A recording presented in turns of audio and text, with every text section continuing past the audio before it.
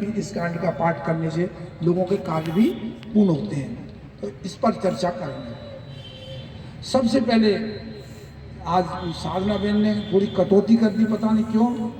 बहन जी के विषय में कुछ बोलना था, अगले उससे बोलेंगे। और मैं ये अनुरोध करूँगा कि भले ही छोटे छोटे रूप में इन भक्तों को उनकी कुछ ऐसी कोई कथाएं हों, ऐसे चरित्र हों, ऐसी लीलाएं हों जो सबको नहीं मालूम है, तो उनको, उनकी विशिष्टताओं को आप क्रम से धारावाहिक रूप में थोड़ा थोड़ा करके सबको श्रवण कराएंगे, तो उनके विषय में जानकारी होगी।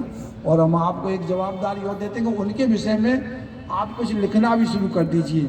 एक छोटी सी अपनी पुस्तक ऐसा निकालिए, आपके अंदर योग्यताएं, क्षमताएं, तो आप उनके विषय में कुछ लिखिए। और लिख के फिर कभी भगवान की कृपा होगी तो इसी से फिर अपन उस पुस्तक का विमोचन भी करेंगे। इस प्रकार की हम आशा रखते हैं।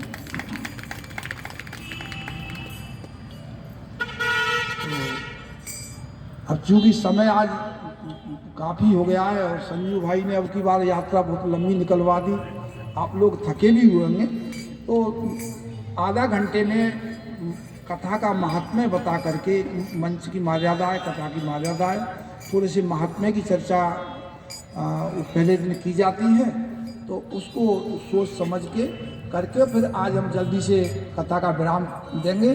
और आप लोग कल टाइम क्या रखा है? 12 से 4 का।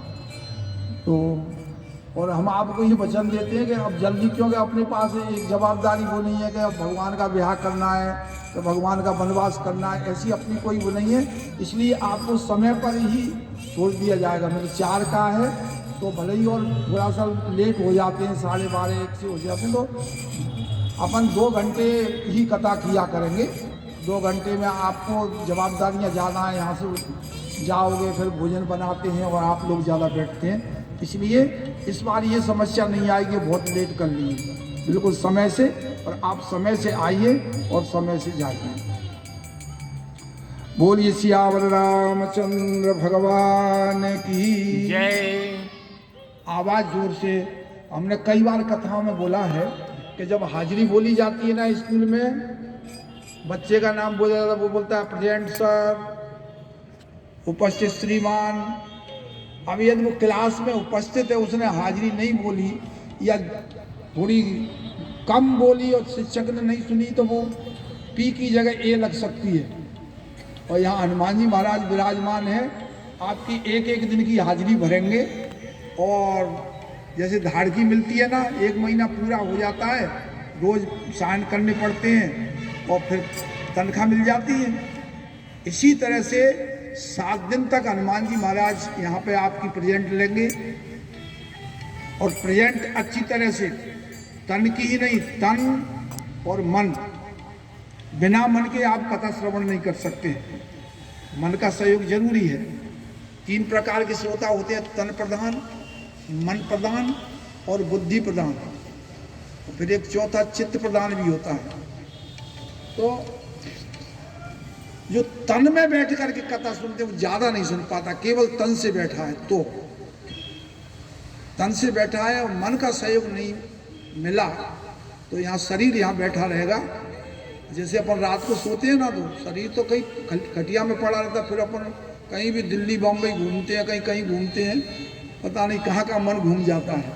तो इस तरह से यदि केवल तन को प्रधानता दे करके हम कथा में बैठे हैं तो मन वो कथा आपको सुनने नहीं देगा। मन के बिना आप कथा सुन नहीं सकते, क्योंकि जो इंद्रिय है उनसे मन अटैच रहता है। एक सिस्टम है उसका मन का कि 5 ज्ञान इंद्रियां हैं, उन 5 ज्ञान इंद्रियों से कनेक्ट रहता है मन। तो जो विषय उसको मिलता है वो बुद्धि के पास भेज देता है। जैसे आंख से कोई चीज उसने देखी तो उसने उसको ग्रहण कर लिया और बुद्धि के पास विचार करने के लिए भेज दिया। ऐसे ही कानों से कोई बात सुन लिया और बुद्धि को दे देता है, फिर उसको बुद्धि उसका विचार करती है, उसको समझती है।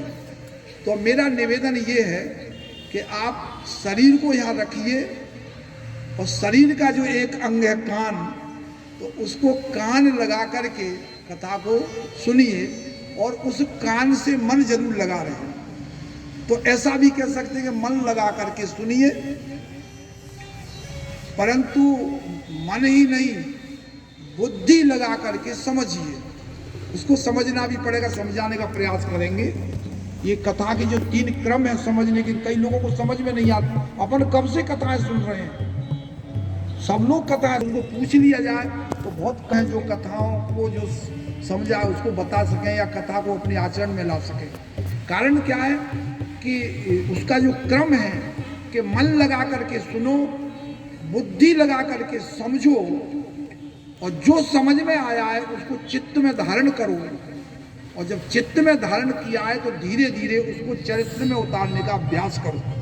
जो करता है वो कथा उसके जीवन में उतरती है, और फिर तब जीवन की जो व्यथा है हमारी तब दूर होती है। नहीं तो हर वक्ता कहता है ये कथा जो जीवन की व्यथा को दूर करे वो कथा, फिर आदमी को यही लगता है कि जिंदगी तो कथा सुनते सुनते हो गई, व्यथा तो जैसी की तैसी है, कभी कभी और बढ़ भी जाती है। इसका मतलब ये है कि हमने सही सिस्टम से कथा को सुना नहीं है।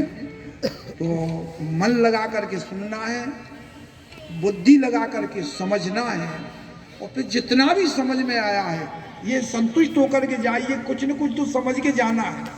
कोई व्यक्ति यदि आपसे प्रश्न कर दे कि आज आप कथा श्रवण करने के लिए गए तो आपने क्या सुना और क्या समझा, तो अपनी भाषा में कुछ न कुछ उसको समझा दें।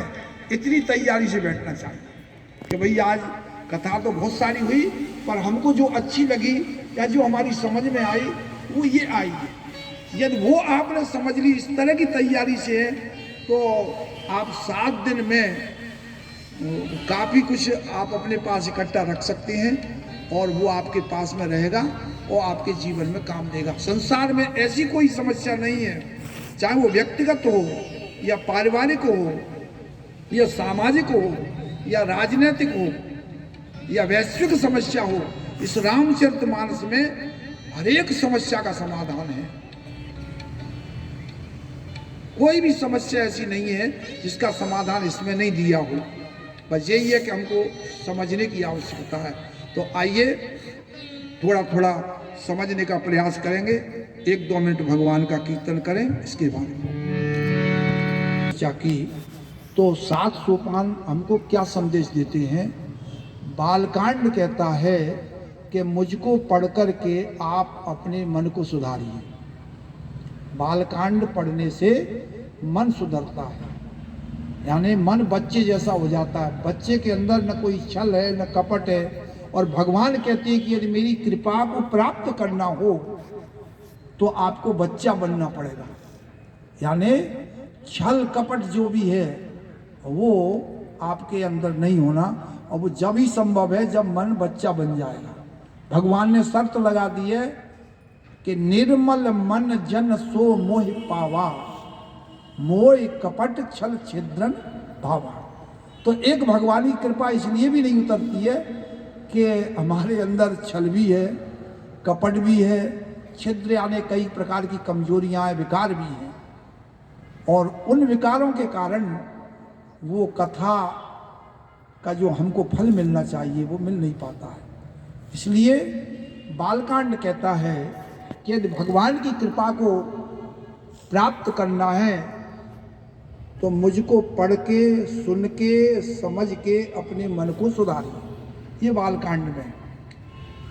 इसके बाद दूसरा सोपान है अयोध्या कांड। अयोध्या कांड, सभी कांडों में कुछ न कुछ लड़ाइयाँ होती हैं, परंतु अयोध्या में अयुद्ध यानी युद्ध रहित जो कांड है इसमें कभी कोई लड़ाई नहीं है, तो उस कांड का नाम है अयोध्या कांड। तो अयोध्या कांड कहता है कि मन सुधर गया है तो अब बुद्धि को सुधारिए, क्योंकि आपको विचार बुद्धि से करना है। ठीक है, मन बच्चे जैसा हो गया, परंतु बच्चा अबोध होता है, उसको ज्ञान नहीं होता, उसको विचार शक्ति ज़्यादा नहीं होती है, इसलिए विचार होना जरूरी है। और विचार शुद्धि के लिए बुद्धि शुद्ध होना जरूरी है, और बुद्धि शुद्ध के लिए अयोध्या कांड कहते हैं कि आप मुझको सुनिए और समझिए, फिर बुद्धि को सुधारिए।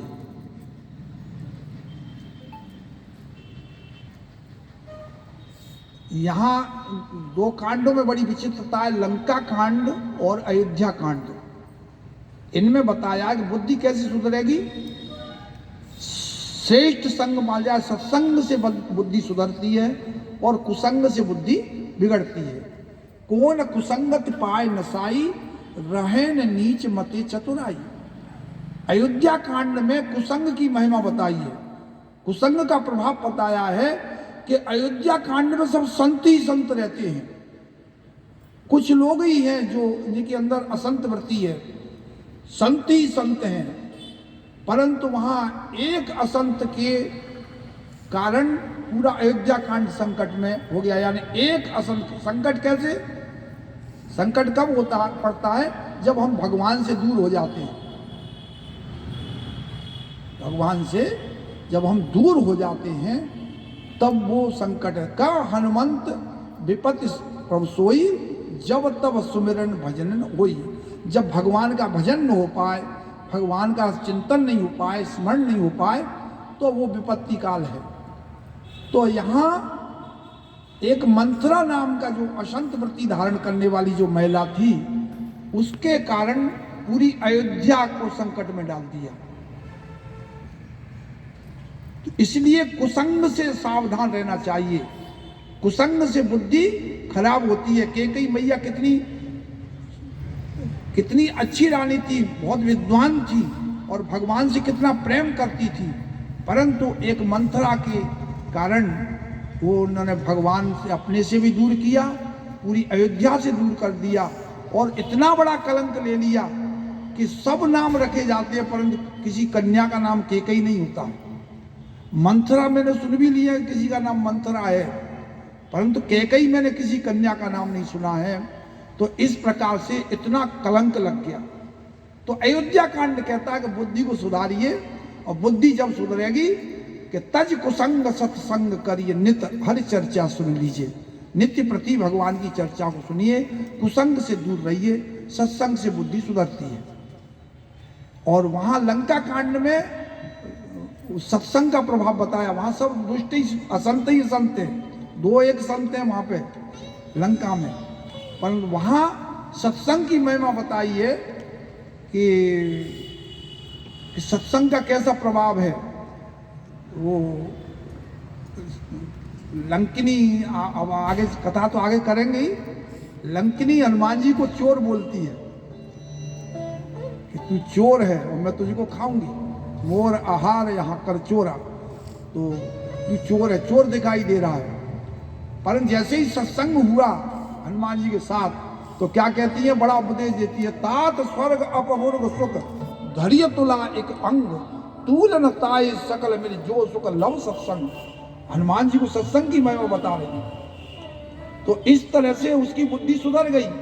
अभी चोर दिख रहा था और मार खा के कहती है, तात मोर अति पुण्य बहुता, देखे नैन राम कर दूता।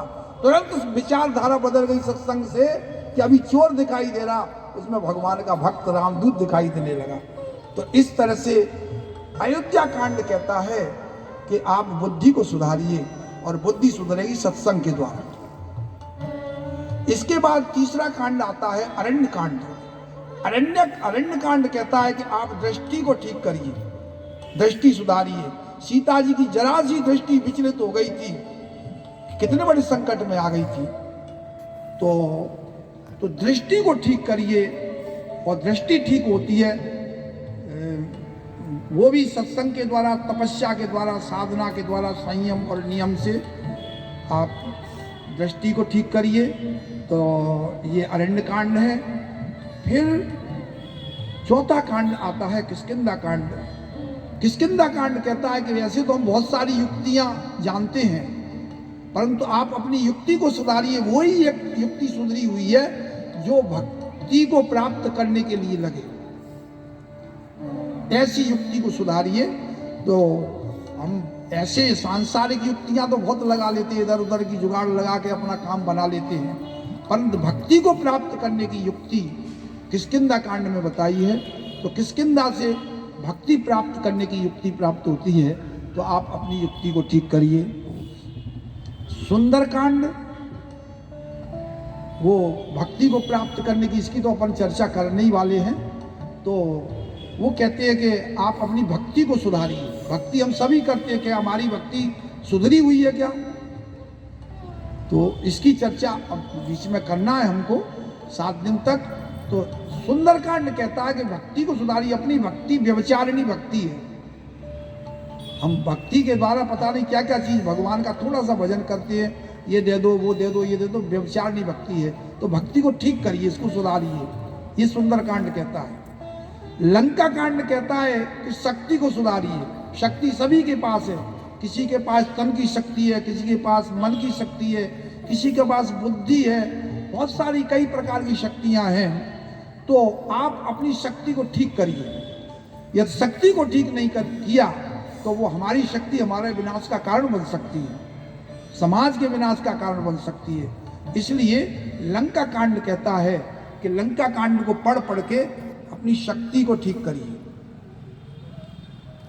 और फिर उत्तरकांड कहता है कि आपने ये सब कर लिया, मन को सुधार लिया, बुद्धि को सुधार लिया, युक्ति को सुधार लिया, भक्ति को सुधार लिया, शक्ति को सुधार लिया, तो उत्तरकांड कहता है फिर आ जाइए, मैं आपको मुक्ति प्रदान कर दूंगा। और जीव यही चाहता है कि भाई मेरी मुक्ति हो जाए। मुक्ति का मतलब ये नहीं समझना कि अपने को मरने से मतलब है। जितनी भी जीवन की समस्याएं हैं उनमें हम फंसे हुए हैं, उन सारी समस्याओं से हमको मुक्ति प्राप्त हो सकती है। ये उत्तरकांड कहता है कि इस प्रकार से आपने रामायण को पढ़ा या सुना, समझा, तो आप सारी समस्याओं से मुक्त हो सकते हैं। परंतु हम उसको उस ढंग से समझना नहीं चाहते हैं। और तो आप लोग प्रयास करेंगे कल से सुंदरकांड का। तो अभी हमने संक्षिप्त रूप में आपको ये बता दिया कि 7 कांडों में ये है और 7 कांडों से हमको ये प्राप्त करना है। अब सुंदरकांड की चर्चा कल करेंगे। आज की कथा को यही विराम देते हैं। भगवान का भोग लगाइए और आरती की तैयारी।